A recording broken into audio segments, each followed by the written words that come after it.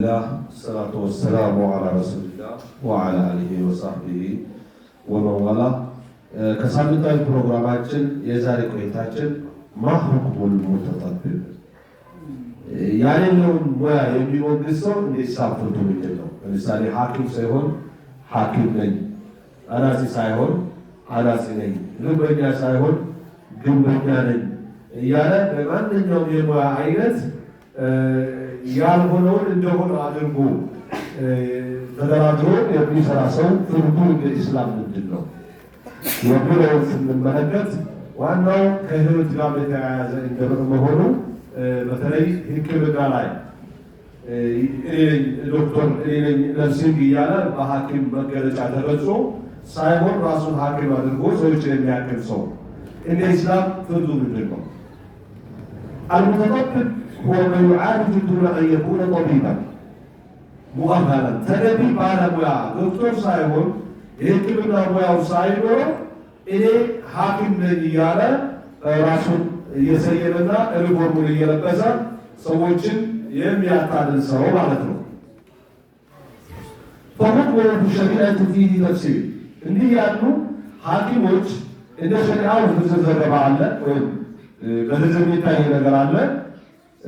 ከመጀመሪያ إذا كان يذهب الطب ويتصدق لعلاج الناس ما ሕክምና የማያውቅ ሆኖ ሰዎችን ለማከም እንደ ሐኪም የሚቀርቡ ከሆነ ቢላ ዒልም ወላ ኽብራ ያለ እውቀት ያለ ልምድ فهذا حرام እንደ እስልምና ሐራም ነው፣ ወንጀል ነው የሰራ ያለው ويأثم ወንጀለኛ ይሆናል። በተለይ إذا عرض الناس للضرر ሰዎችን ለጉዳት ያጋለጠ ከሆነ ወንጀለኛ ነው። وقد يضمن ما ترتب على علاجه ያለ እውቀት በሕክምና በማካሄዱ የተፈጠረውን ችግር ኃላፊነት ይወስዳል። መከፈል ያለበትን ይከፍላል ማለት ነው፣ ይጠየቃል። ምንተላትን አካል ማግደል ሊሆን ይችላል፣ አውደረብን የጤና ችግር መፍጠር ሊሆን ይችላል። በፈጠራቸው ችግሮች ተጠያቂ ነው፣ መክፈል ያለበትን ይከፍላል ማለት ነው። እንደ ሁለተኛ إذا كان عنده علم وخبرة እውቀት ካለው ልምድ ካለው في نوع معين በተለየ በሆነ የሕክምና አይነት ለምሳሌ የአይን ስፔሻሊስት ይባላል፣ የጆሮ የልብ የተባለ ከአንገት በላይ የማይባል የለም አይደል? ከነዚህ የብቃት ሙያዎች መካከል በአንዱ ብቻ ብቃት ያለው ከሆነ من العلاج ويعالج في حدود ما يحسن ሊያሳምረው በሚችለው ብቻ ነው ሕክምና ሊያደርግ የሚገባው። فيجوز له ذلك በዛ ፍርድ ብቻ ማከም ይችላል። ነገር ግን እሱ የጭንቅላት ስፔሻሊስት ሆኖ የአካልን ድረስ አያመልጠኝ አይነት ነገር ስራ ነው አይነት ነገር ወይ በተቃራኒ የአይን ብቻ ሆኖ ሌላ አካል ወይም የውስጥ ደዌ ሆኖ የውጭውን ምን ያውቃል አይነት ነገር መሆን የለበትም። በሙያው ብቻ ማገልገል ይችላል። بشروط ألا يتجاوز بشرط ألا يتجاوز حدود معرفته የእውቀቱን ድንበር ባለማለት መስፈርት በዛ ብቻ ተገድቦ መስራት ይችላል። ويلتزم بالضوابط الشرعية والمهنية ሸሪዓዊ ይሁን ሙያዊ የሆኑ መስፈርቶችን መጠበቅ ወይም ደንቦችን ማክበር ግዳጅ ይሆንበታል። እንዳገኘ መሆን የለበትም ነው። ይህን አይነት ካለ ወደ መረጃ ስንመጣ عن عمرو بن شعيب عن أبيه عن جده أن رسول الله صلى الله عليه وسلم قال عمرو بن شعيب ከአባቱና ከአያቱ አንስቶ የሚዘገበው ረሱል ዓለይሂ ሰላቱ ወሰላም አሉ ይላሉ። ምን አሉ? መን ተጠበበ ዶክተር ሳይሆን ሐኪም እኔ ሐኪም ነኝ ብሎ በሕክምና መገለጫ የሞገተ ወለም ያዕለም ሚንሁ ጥብ ከሱ ምንም የሕክምና ሙያ የማይታወቅ ከሆነ ከዚህ በፊት فهو ضامن ከፋይ ነው ብለዋል ረሱል ዓለይሂ ሰላቱ ወሰላም።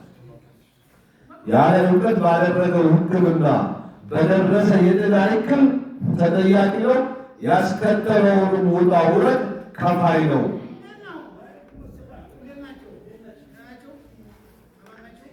رواه أبو داود والنسائي وابن ماجه وحسنه جماعة من أهل العلم። እነዚህ አጽድቆች ዘግቦታል። አቡ ዳውድ ነሳኢ፣ ኢብኑ ማጃህ የተባሉ ሌሎች የሐዲስ ሊቆች ደግሞ ለሐዲሱ ቦታ ሰጥተውታል። ጥሩ ሐዲስ ነው ብለዋል። وقال الإمام ابن القيم رحمه الله إمام ابن القيم الله يجزاه الله ይላሉ في معنى الحديث በዚህ ሐዲስ ትርጉም ይላሉ هذا الحديث أصل عظيم ይህ ሐዲስ ትልቅ መሰረት ነው ወይም ማስረጃ ነው።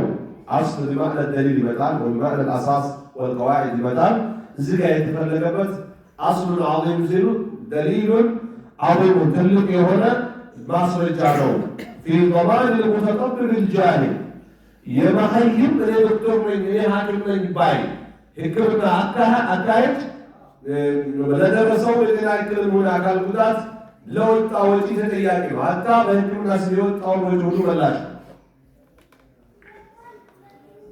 ወልኹላሳ ወደዚህ ርዕስ ዙሪያ ሀሳብ ስንመጣ ለይሰ ኩሉ መን ማረሰ ሸይአን ሚነል ዒላጅ ዩምና ሁሉም የሕክምና ሙከራ ያደረገ ይከለከላል ማለት አይደለም።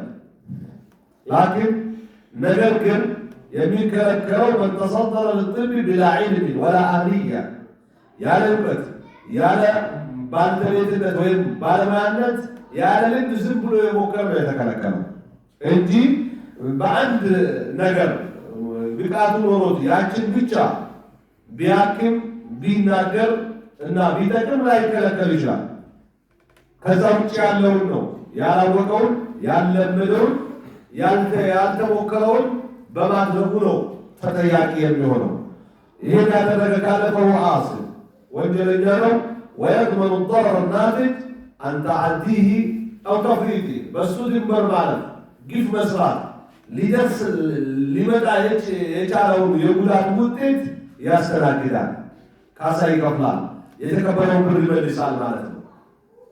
ስለዚህ በየትኛው ሙያ የምንሰማራ ሰዎች ያለ ሙያችን እኔ ባለሙያ ነኝ ብለን ተደራድረን ብር ብንቀበል ስራ ባለቤቱ ብናበላሽ ኪሳራውን ሸፋኞች መሆናችንን መዘንጋት የለብንም። የደረሰ ኪሳራን ይሸፍናል፣ የተሰጠውን የተቀበለውን ብር ይመልሳል። ሸሪዓው ይህን ያስገድደዋል ማለት ነው። ስለዚህ አሁን በአሁኑ ሰዓት በእርግጥ አንዳንድ ጊዜ ባለሙያ አለመሆኑንም እያወቁ ባለሙያን ስለሚያውቅ በባለሙያ ያሰራልኛል ብሎ ኃላፊነት የሚሰጡ ሰዎች አሉ። ይህም ስህተት ነው። አንዳንድ ጊዜ ከአንተ ኃላፊነት ሲረከብ እንበል ለምሳሌ ግንበኛ ያልሆነ ሰው በግንበኛነት ከአንተ ጋር ቢደራደር በባለሙያ አይደራደርም። የሚይዘው ፈርቅ ይኖራል። ለግንበኛው እንዲሁ ዝም ብሎ አሻግሮ አይሰጠውም፣ ይሸጠዋል። ያንተው ያችን ለማካካስ ሲል የሚሆነውን ግንበኛ ሳይሆን የማይሆነውን ግንበኛ አምቶ ሊያጋድል ይችላል። ቢቻል ከትክክለኛ ባለሙያ ምናረጋግጥበት ማረጋገጫ መጠየቅ ይችላል። እስኪ አምጣ የስራ ልምድ ካለ እስኪ አምጣ የሙያው ብቃት ማረጋገጫ ተብሎ የሆነ የባለሙያነቱ ማረጋገጫ ካላወቅከው ባለሙያ ጋር ባትደራደር ለአንተም ጥሩ ነው። ምክንያቱም ካልሆነ ሰው ጋር ተደራድራ እሱን ያልሆነ ሰው አምጥቶልህ አንተ በመሀል ትይዘውታታለህ። የተደራደርከው ባለሙያ ካልሆነው ነው፣ የሚሰራልህ ባለሙያው ነው ባለሙያ የሆነው ነው። ከዛ ስራው ከተጀመረ በኋላ አንተ ከምታስበው ስንት እጥፍ ያድጋል። ምክንያቱም ይሄ በመሀል ያለው ሽማግሌው መብላት ይፈልጋል፣ ደላላ ነው ወይም ደግሞ አገናኝ ነው፣ ፈልቃሽ ነው። ያኛውን በሙያው የሚጠይቀው ነገር ይኖራል። አንተ በመሀል ትበክላለህ ማለት ነው። መጣላት ሊኖር ይችላል፣ መደባደብ ሊኖር ይችላል፣ መካሰስ ሊኖር ይችላል። አጋጣሚ ፈልወዱ የአካል ጉዳት ማድረስ መገዳደል ሊፈጠር ይችላል። ጉልበተኛ የሆነ ሰው ጦርታው ላይ ሲደርስበት ይቀጥል ያቀረበከኝ ብሎ ምን ያደርግ ይችላል?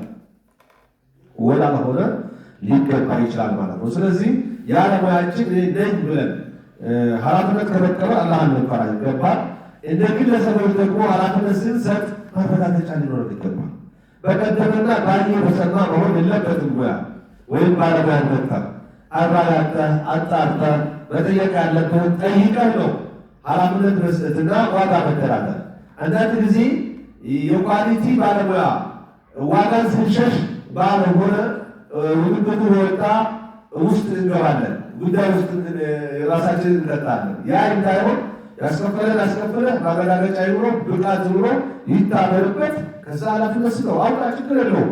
ጥሩ ነገር ለማግኘት ጥሩ ማውጣት ይችላል። ግን ወጪን እየፈሩ ላልሆነ ሰው ይሰጡታል። ሌላ ያልሆነ ወጪ ያወጣሉ። ወጪው አይቀርም፣ ስራውም አይሳካም፣ ሌላ ችግር ውስጥ ይገባል ማለት ነው።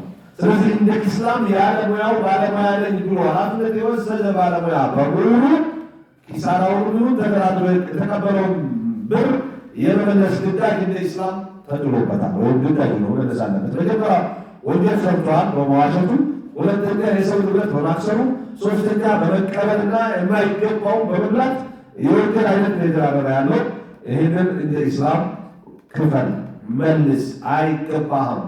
ቤትን በመቀያየር ወይም ደግሞ ፎርጊት በመሸጥ የሚወሰዱ ንብረቶች እንደማይፈቀዱ ሁሉ በሙያህም ያልሆነን ነገር የኔ ሙያ ነው ብላ ያለሙያ በመሆንበት አላህ ዘንድ ትጠየቃለህ። ወይ በግልጽ እኔ አልችልም የሚችል ሰው አገናኛለሁ አመጣልሃለሁ በሚል ከሆነ ድርድር ከባለሙያው ጋር ይሆናል። ይሄ በግልጽ አማርኛ ስላገናኝ የሚጠይቅ ይጠይቅን በማገናኘት ማግኘት አለበት። አንተም ብዙም አትድረቅ የሆነ ነገር ብላ ተገላገል እሱ እና እንደ ኢስላም ያለሙያ የሚሰራው ነገር ብዙ ጉዳት ስላለው ጥንቃቄ ልናደርግ አሰሪዎችም ሰሪዎችም ይገባል። ለዛሬ ቆይታችን አላህ እናንተንም በሰማችሁ እንድትጠቀሙ ያደርጋችሁ እኔንም ባሰማኋችሁ እያልኩኝ ወሰለላሁ ወሰለም ዐላ ነቢይና ሙሐመድ ወዐላ አሊሂ ወሰሕቢሂ ወሰለም።